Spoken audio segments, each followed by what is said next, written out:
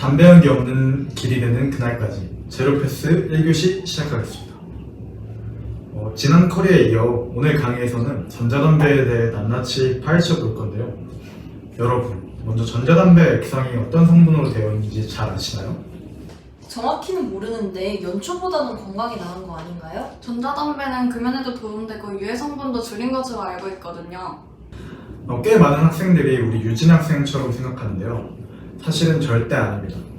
전자담배가 일반 담배보다 비교적 건강하다라는 마케팅 전략을 사용하는데요. 이는 잘못된 인식이 많이 퍼져 있다는 걸 알 수 있죠. 그러니까 오늘 강의에서는 전자담배의 위해성에 대해 제대로 알아보도록 합시다. 네. 액상형 전자담배에 관해 연구한 여러 논문들을 보면 실제로 흡연자들이 액상형 전자담배를 택하는 가장 큰 이유도 건강과 금연이라고 나타나고 있습니다.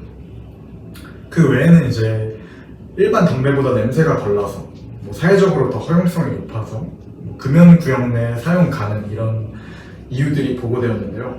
즉 전체적으로 보면 결국 연초에 비해 편리하고 안전하다라는 흡연자들의 인식이 드러나 있는 것이죠. 저희도 그렇게 생각했어요. 하지만 일단 전자담배가 건강에 크게 나쁘지 않다는 것은 잘못된 인식입니다.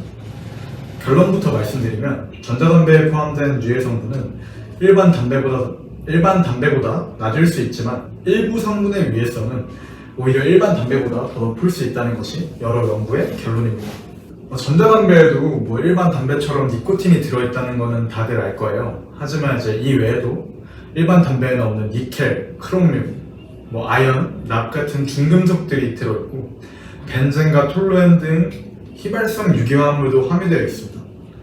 또 여러 가지 맛을 내기 위해 멘톨, 아세토인과 같은 인공 첨가물까지 넣고 있죠. 관련에 가열하는 방식의 전자담배는 가열 과정에서 유해한 화학물질을 함유한 에어로졸까지 유해물질이 체내에 더 많이 흡수되도록 한답니다. 마지막으로 국제암연구소가 발암물질로 분류하고 있는 포름알데히드, 아세트알데히드 등의 카보닐 화합물 역시 전자담배 액상의 주요 성분입니다.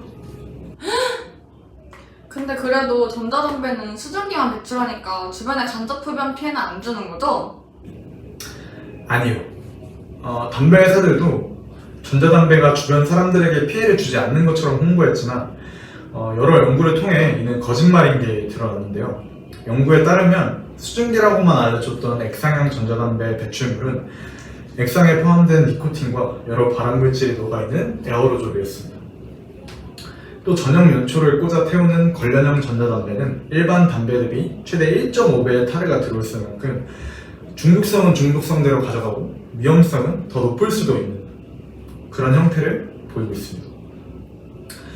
사실 관련형은 일반 담배 같은 재료로 만들기 때문에 간접 흡연에 있어서도 그냥 일반 담배와 비슷한 것이 당연한 건데 이게 마케팅의 힘이라는 게 정말 무섭다는 걸 알 수 있습니다.